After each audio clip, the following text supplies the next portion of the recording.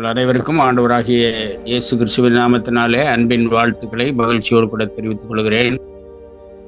இந்த 2வது மாதத்திலே 22ஆம் தேதியிலே உங்களோடு கூட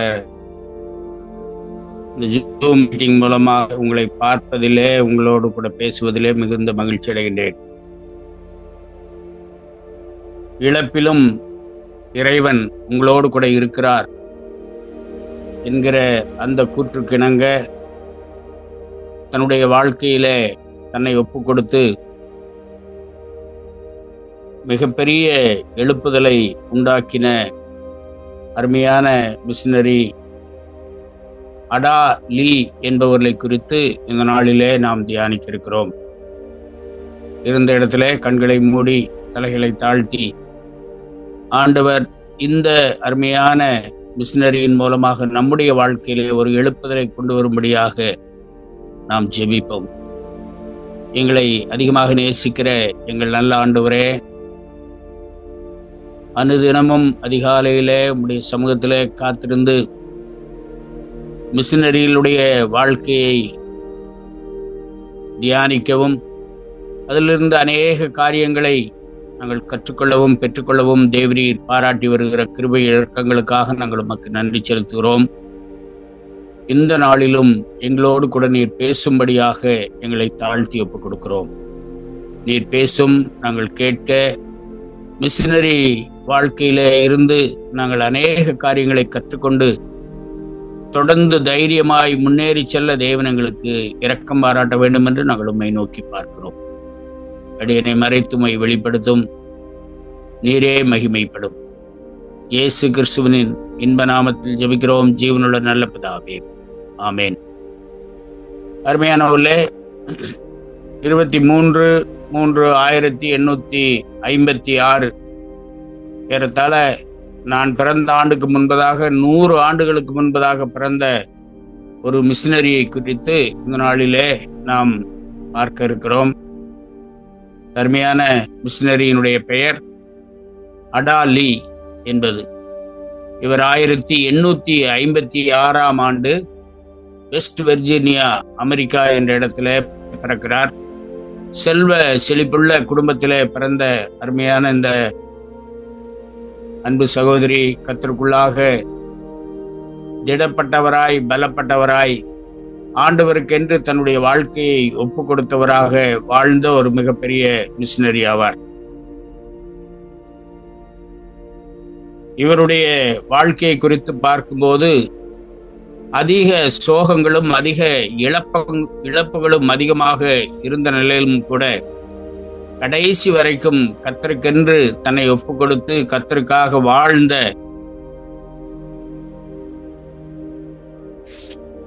ஆதரவற்ற ஏழை குழந்தைகளுடைய தாயார் என்கிற அந்த ஒரு மிஷனரி என்ற ஒரு பெயரோடு கூட வாழ்ந்து மரித்தவர் என்று சொல்லி நாம் பார்க்கின்றோம். இந்த அருமையான மிஷனரி அவர்கள் தன்னுடைய எல்லா நிலைகளிலும் தேவனை பற்றி கொள்ள வேண்டும் என்று சொல்லி அவர் வாழ்ந்த ஒரு வாழ்க்கையாகும். கிறிஸ்தவ குடும்பத்திலே பிறந்து வளர்ந்த அவர் தேவனுக்கு சேவை செய்வதன் மூலமாக தன்னுடைய வாழ்க்கை கர்த்தருக்கு பயன்பட வேண்டும் என்ற எண்ணத்தோடு கூட வாழ்ந்தவர். நற்செய்தியை பரப்புவதற்காக தன்னை அர்ப்பணித்துக் கொண்டார். இவருடைய வாழ்க்கை நிலையிலே அநேக காரியங்கள் நடந்ததை பார்க்க முடியும். தன்னோடு கூட தன்னுடைய வயதிலே தன்னோடு கூட அருமையான டேவிட் லீ என்ற அன்பு சகோதரனை தனது கணவராக்கி கொண்டு தொடர்ந்து ஊழியத்தை செய்தார் என்று சொல்லி பார்க்கின்றோம். கிறிஸ்தவ மிஷன் சங்கத்தின் ஆதரவின் கீழ் தங்களுடைய பணியை தொடங்கினார்கள். அரசியல் அமைதியின்மை, மேற்கத்திய தாக்கங்களுக்கு குறிப்பிடத்தக்க கலாச்சார எதிர்ப்பு இருந்த காலத்தில் அவர்கள் சீனாவிலே தங்களுடைய பணியை தொடர்ந்தார்கள் என்று சொல்லி சொல்லப்படுகிறது. இவர்களுடைய வாழ்க்கை மிகவும் சோகமானது எங்கே என்று சொல்லி பார்க்கும்போது 1899 ஆண்டு செப்டம்பர் 4ஆம் தேதி திடீரென ஏற்பட்ட அடைமழை, இடி, புயல், காற்று, நிலச்சரிவு இவைகளின் மூலமாக தன்னுடைய 6 குழந்தைகளை அவர்கள் டார்ஜிலிங்கிலே அந்த பிள்ளைகள் தங்கி படித்துக் கொண்டிருந்த போது தங்களுடைய 6 பிள்ளைகளையும் ஒரே நாளிலே இழந்தார்கள். இந்த சோக காட்சியை நினைத்து பார்க்கும்போது வேதனையாக இருக்கிறது. தங்களுடைய 6 பிள்ளைகளையும் மொத்த குடும்பத்தையும் ஒரே நாளிலே இழந்தார்கள். இப்படி இழந்ததற்கு பின்பதாகத்தான் அவர் தங்களுடைய வாழ்க்கையில ஒரு முடிவு எடுத்தார்கள். கர்த்தருக்கென்று முழுவதுமாக ஊழியம் செய்வது என்று சொல்லி தங்களை ஒப்புக் கொடுத்தார்கள். இழப்பிலும் இறைவன் உங்களோடு கூட இருக்கிறார், இழப்பிலும் தேவன் என்னோடு கூட இருக்கிறார் என்கிற அந்த விசுவாசத்தை நிரூபிக்கும்படியாக தன்னுடைய வாழ்க்கையை ஆண்டவருக்கு ஒப்புக் கொடுத்தார் என்று பார்க்கிறோம். இவருடைய ஜெபமெல்லாம் இதுவாக இருந்தது. ஆண்டவரே, நீர் என்னோடு இருப்பதை நான் என்றும் உணர்ந்து கொண்டு உம்மோடு இருக்க எனக்கு அருள் செய்யும் என்று சொல்லி ஜெபிக்கிற ஒரு ஜெபமாக இருந்தது. இவருடைய எண்ணங்களை நினைத்து பார்க்கும்போது, இதுவரை ஆண்டவர் உனக்கு செய்தவைகளுக்காக நீ நன்றி உள்ளவனாயிரு, இனிமேல் ஆண்டவர் உனக்கு செய்பவர்களுக்காக நம்பிக்கை உள்ளவனாக இரு என்று சொல்லி, நன்றி உள்ள வாழ்க்கை, நம்பிக்கை உள்ள வாழ்க்கை ஒவ்வொரு கிறிஸ்தவனுக்கும் வேண்டும் என்பதை இந்த மிஷனரியின் மூலமாக நாம் அறிந்து கொள்கிறோம். இந்த அருமையான அடா லீ என்ற இந்த அம்மா அவர்கள் தங்களுடைய வாழ்க்கையில அநேக காரியங்களை கற்றுக் கொடுத்தார்கள் என்று சொல்லி நாம் பார்க்கின்றோம். இதற்கு பின்பதாக ஆண்டவரால் ஏவப்பட்டு இந்திய தேசத்தை நோக்கி மிஷனரியாக இந்திய தேசத்திற்கு வருகிறார்கள். எல்லாவற்றையும் இழந்த தங்களுடைய குடும்பத்தின் பிள்ளைகள் எல்லாவற்றையும் இழந்த நிலையிலே வங்காள தேசத்திற்கு வந்து அங்கே 100க்கும் மேற்பட்ட ஆதரவற்ற குழந்தைகளுக்கு, ஏழை எளிய குழந்தைகளுக்கு அவர்கள் உதவி செய்கிறார்கள். 1943-44ஆம் ஆண்டிலே வங்காளத்திலே பஞ்சம், பசி அதிகமாக இருந்த நிலையிலே 522 வாடிய குழந்தைகளுக்கு அவர் ஒன்று சேர்த்து அவர்களை அரவணைத்தார். அவர்களுக்காக உயர்கல்வி கொடுத்து அவர்களுக்கு ஏராளமான காரியங்களை செய்து அந்த பிள்ளைகளுடைய வாழ்க்கை நிலையை உயர்த்தினார் என்று நாம் பார்க்க முடியும். அந்த நாட்களிலே காச நோய் தாக்கப்பட்டிருந்த நிலையிலே அங்கிருந்த குழந்தைகளுக்கும் அங்கிருந்தவர்களுக்கும் போராடி அவர்களுக்கு நன்மை செய்து உதவி செய்தார். இதற்காகவே அந்த அரசாங்கமானது இவர்களுக்கு தங்க பதக்கத்தை அளித்து அவர்களை கௌரவித்தது. கர்த்தருக்கென்று உண்மையாக உழைத்தார் என்று சொல்லி பார்க்கிறோம். இவருடைய விடுதியிலே வளர்ந்த ஏராளமான குழந்தைகள் உயர்கல்வி கற்று ஒருவர் பேராயராகவும், நிறைய தலைமை ஆசிரியர்கள், நிறைய படித்தவர்கள், சான்றோர்கள் அதிகம் பேர் வந்தார்கள் என்று சொல்லி பார்க்கிறோம். இந்த எல்லா நிலைகளிலேயும் கர்த்தருக்கென்று தன்னை முழுவதுமாக ஒப்பு கொடுத்த இந்த அடா லீ இப்போதும் வங்காள தேசத்திலே லீ ஞாபகார்த்த மிஷன் என்ற அந்த பணியோடு கூட தொடர்கிறதை நாம் பார்க்க முடியும். எழுப்புதலை வங்காள தேசத்திலே தேசத்திலே கொண்டு வந்த 1906 கொண்டு வந்த இந்த அன்பு தாயாருடைய வாழ்க்கை நமக்கு மேன்மையான காரியங்களை கற்றுக் கொடுக்கிறது. இன்றைய தியானத்தினுடைய வேத பகுதி ஏசாயா தீர்க்கதரிசியின் புஸ்தகம் 6வது அதிகாரம் 1 முதல் 10 வசனங்கள். அதிலே குறிப்பாக 6ஆம் அதிகாரம் 8ஆம் வசனத்தை பார்க்கும்போது, யாரை நான் அனுப்புவேன், யார் நமது காரியமாய் போவான் என்று சொல்லும்போது, இதோ அடியேன் இருக்கிறேன், என்னை அனுப்பும் என்று சொல்லி சொன்ன அந்த வார்த்தைகளின் அடிப்படையிலே தான் இவர் தன்னை ஆண்டவருக்கு ஒப்பு கொடுத்தார் என்று சொல்லி பார்க்கிறோம். பின்பு யாரை நான் அனுப்புவேன், யார் நமது காரியமாய் போவான் என்று உரைக்கிற ஆண்டவருடைய சத்தத்தை கேட்டேன். அதற்கு நான் இதோ அடியேன் இருக்கிறேன், என்னை அனுப்பும் என்றேன் என்ற அந்த ஒரு வார்த்தையின் அடிப்படையில அருமையான மிஷனரி அடா லீ அவர்கள் செயல்பட்டார்கள் என்று சொல்லி நாம் பார்க்கின்றோம்.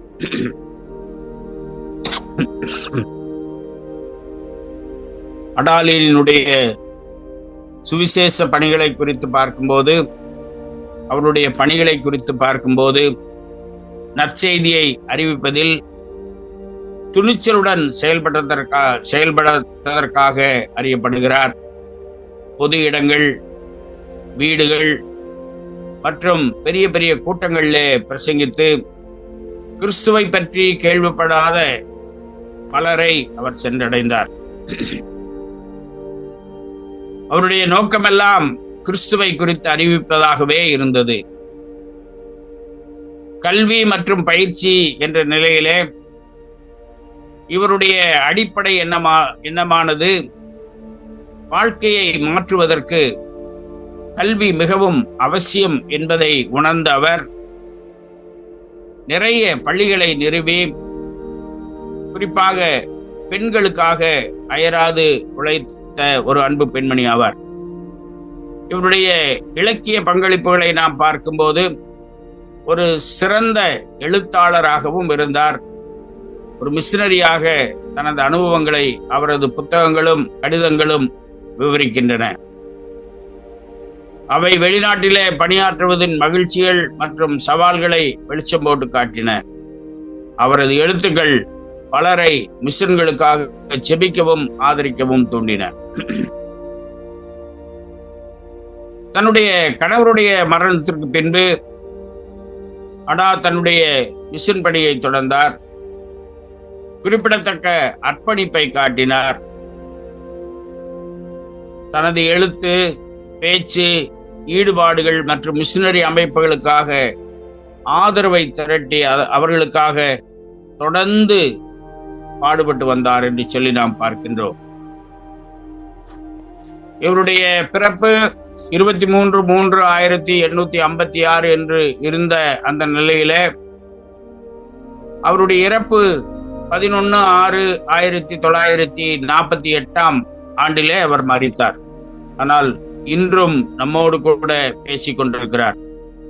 அவருடைய கணவர் தன்னுடைய 74வது வயதிலே மரித்த போதிலும் தொடர்ந்து விசுவாசத்தையும் தைரியத்தையும் தன்னுடைய வாழ்க்கையிலே கொண்டவராக, கடின பாதைகள் வந்த போதிலும், ஏராளமான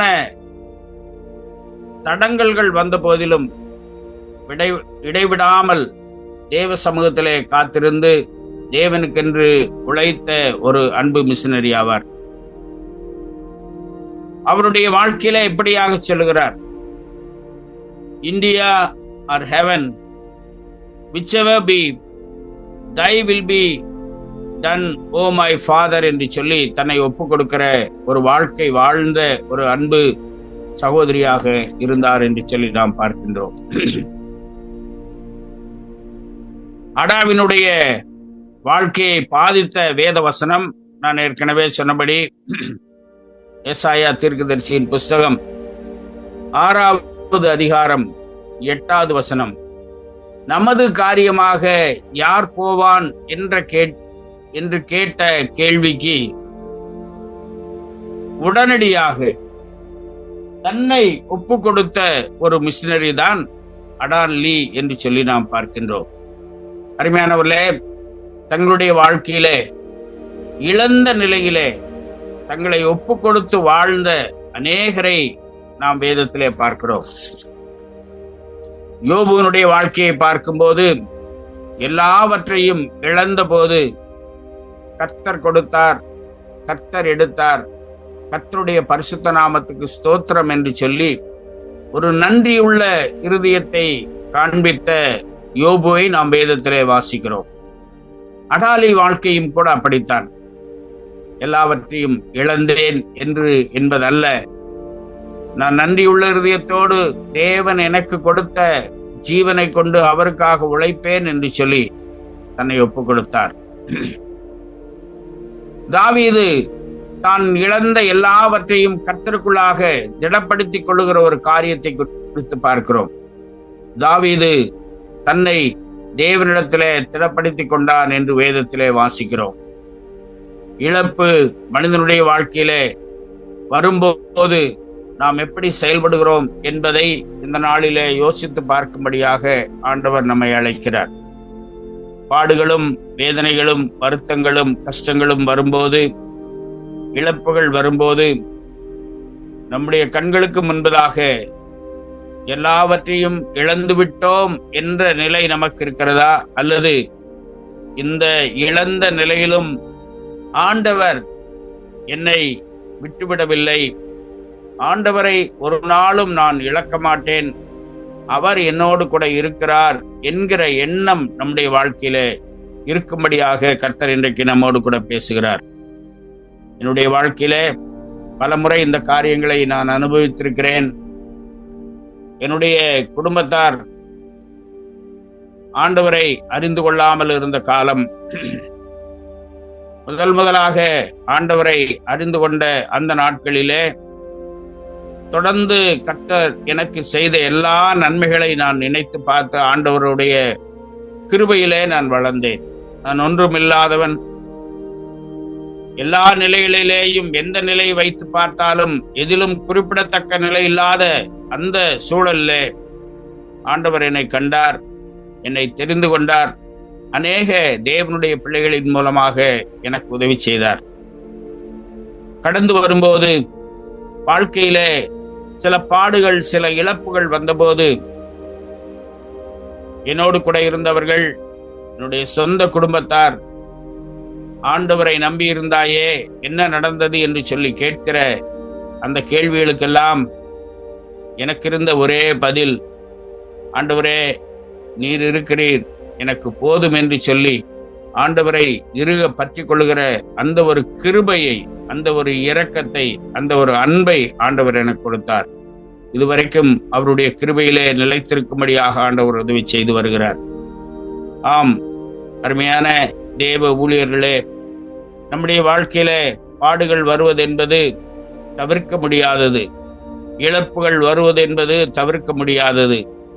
ஆனால் ஆண்டவராகிய இயேசு கிறிஸ்து சிலுவையிலே நமக்காக சம்பாதித்து கொடுத்த அந்த மேன்மையான நித்திய ஜீவனை, ஆண்டவருடைய அன்பை இந்த உலகத்திற்கு கொடுக்கும்படியாக தேவன் நமக்கு கொடுத்திருக்கிற மிகப்பெரிய பொறுப்பு, மிகப்பெரிய ஆசீர்வாதத்தை நாம் நினைத்து பார்க்கும்போது, நான் ஒன்றையும் இழக்கவில்லை, கர்த்தர் என்னோடு கூட இருக்கிறார் என்பதை நாம் மறுபடியுமாக உறுதிப்படுத்திக் கொள்ள முடியும். எல்லா சூழல்களிலும் ஆண்டவர் எனக்கு போதுமானவராக இருக்கிறார் என்கிற ஒரு கிருபைக்குள்ளாக தேவன் நம்மை ஒவ்வொரு நாளும் வழி நடத்தும்படியாக நாம் ஆண்டவருடைய சமூகத்திலே நம்மை ஒப்புக் கொடுக்க வேண்டும். அடாலி தன்னுடைய வாழ்க்கையிலே அப்படிப்பட்ட ஒரு காரியத்தை செய்தார் என்று சொல்லி பார்க்கிறோம். நமது காரியமாய் யார் போவார் என்று கேட்ட கேள்விக்கு, ஆண்டவரே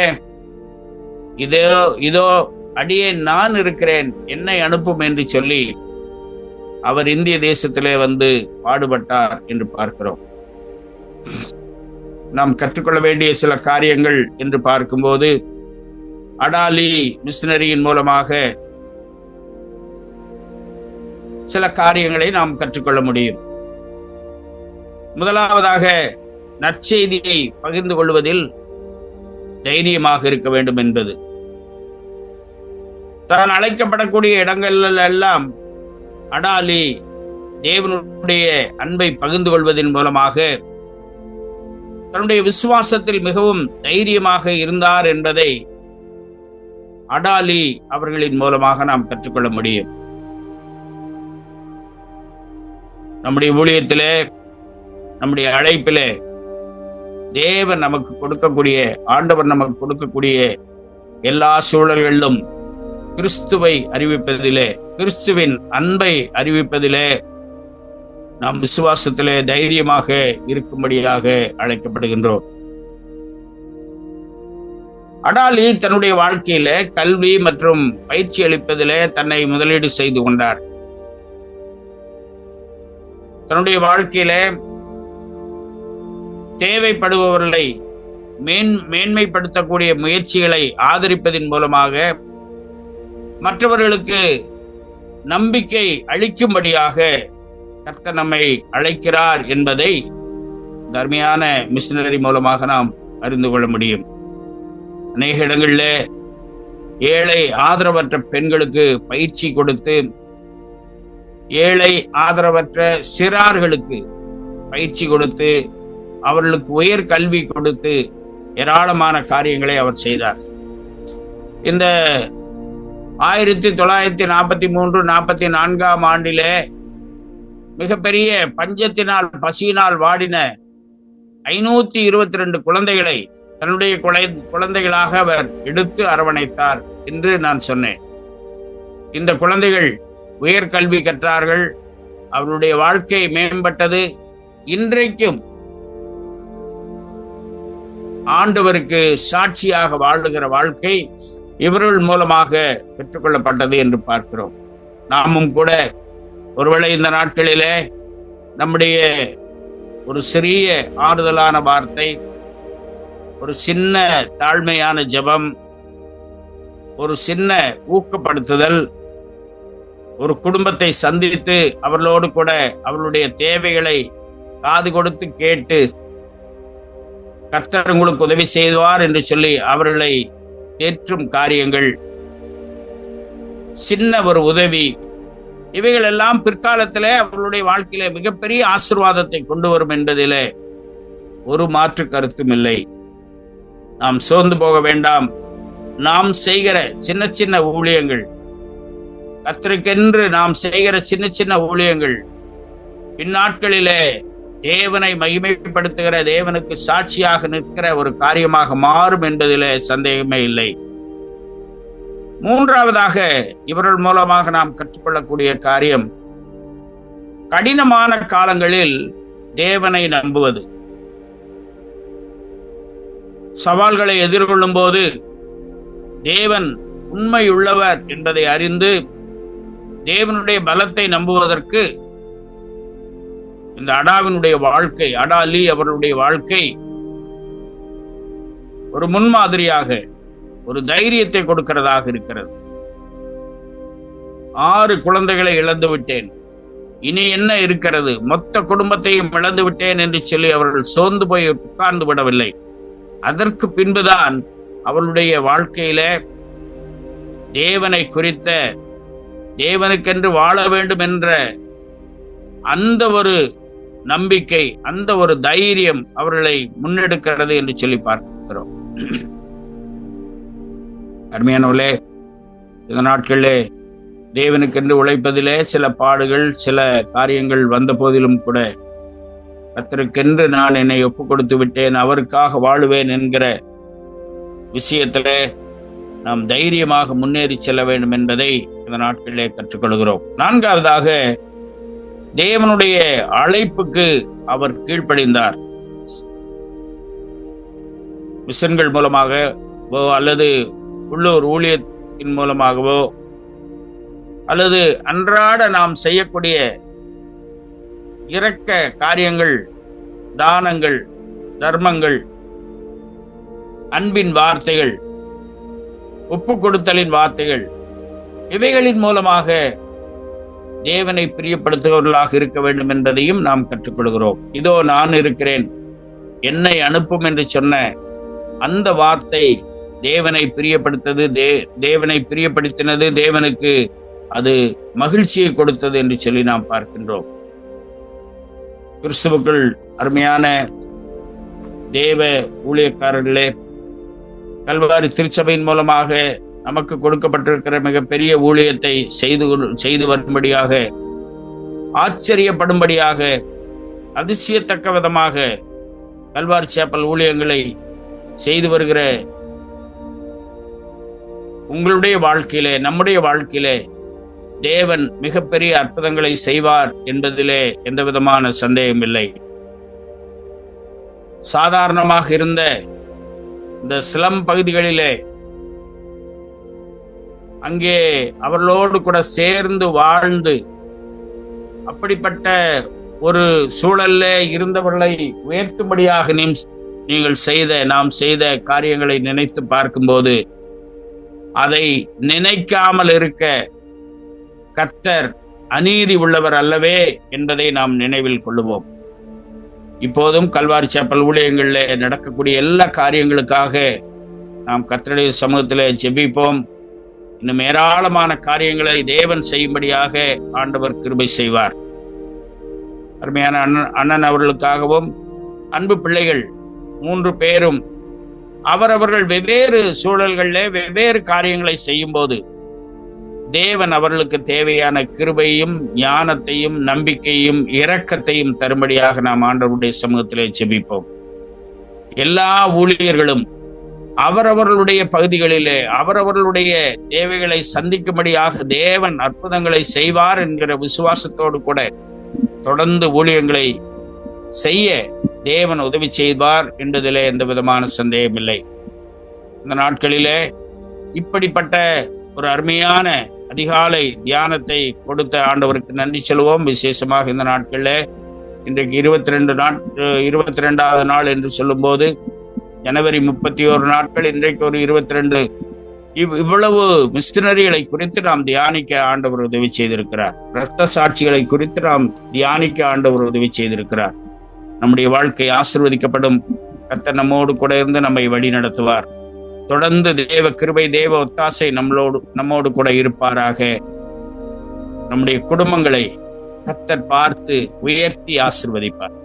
கண்களை மூடி தலைகளை தாழ்த்தி நாம் செபிப்போம். நேசிக்கிற நல்ல ஆண்டவரே, எப்போதும் உம்மை பற்றி கொண்டிருக்கிற உம்முடைய அன்பிலே வாழுகிற ஒரு வாழ்க்கை நீர் எங்களுக்கு தர வேண்டும் என்று நாங்கள் உம்மை நோக்கி பார்க்கிறோம். எங்களுடைய பொறுப்பிலே இருக்கக்கூடிய அநேக விசுவாசிகள், பிள்ளைகள், தேவனுடைய குடும்பங்கள் எல்லாரையும் கர்த்தர் பராமரிக்கும்படியாக, அவர்களுக்கு அரணாக இருக்கும்படியாக, மிஷனரிகளுடைய வாழ்க்கை எங்களை உந்துகிறது என்பதை நினைத்து பார்த்தது தேவனுக்கு நாங்கள் சாட்சியாக வாழ உதவி செய்யும். இந்த நாளின் காரியங்களை நம்முடைய கருத்துல கொடுக்கிறோம். நன்மையான காரியங்களை கர்த்தர் எங்களுடைய வாழ்க்கையில அனுமதிப்பீராக, நன்மை செய்வீராக. காத்துக்கொள்ளும், நடத்தும், மகிமைப்படும். துதிகன மகிமையாகவும் எடுத்துக்கொள்ளும், மகிமைப்பட்டல்லும். எங்களுடைய தேவைகள், காரியங்கள், கல்வாரி சேப்பல் ஊழியங்களுடைய எல்லா நிலைகள், உயர்வுகள் எல்லாவற்றையும் கர்த்தர் பார்த்து கொண்டிருக்கிறேன். உயர்த்தி ஆசீர்வதி. இயேசுவின் நாமத்தில் ஜெபிக்கிறோம் ஜீவனுள்ள நல்ல பிதாவே, ஆமென்.